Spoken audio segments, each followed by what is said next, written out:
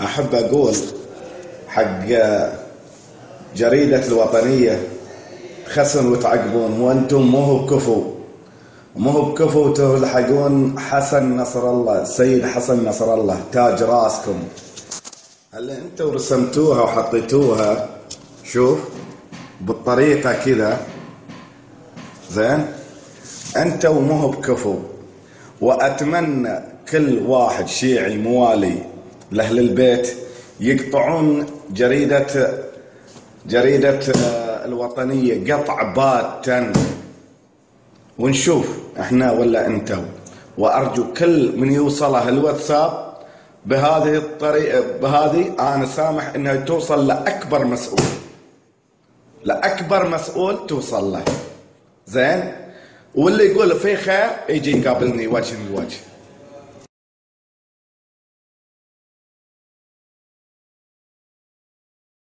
السلام عليكم ورحمة الله وبركاته. أعتذر لجريدة الوطن بما صدر مني أشد الاعتذار، ولكن أقول لهم والله وأقسم بالله العلي العظيم أني أنا قلت هالكلام لا شعوريا، وأنا إنسان مريض نفسي أتعالج في مستشفى الأمل. أنا يوم اللي أنا أقول الكلام هذا أقسم بالله كنت فاقد الوعي، لا شعوريا أنا أتكلم في هذا الموضوع. والدليل شوف هذه الأوراق،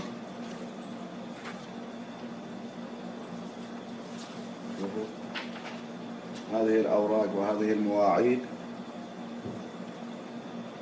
وهذه المواعيد. وأرجو من الله ثم منكم المسامحة والمعذرة بما صدر مني من كلام. واللي يوصل له الواتساب يكفى انه يحطها طالبة داخل على الله ثم عليه انه يحطها على التويتر. وانا اعترف بغلطي، اني انا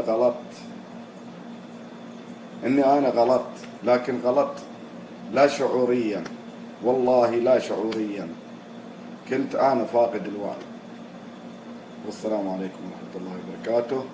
وفي نقطة واحدة أني أقول لها، كل واحد مدمن يعالج نفسه، يبادر يعالج نفسه في مستشفى الأمل، أفضل له، والله أفضل له، يعالج نفسه أحسن له قبل لا يصير زي كذا أو أكثر. واطلب من الله سبحانه وتعالى أن يتقبل منا ومنكم صالح الأعمال.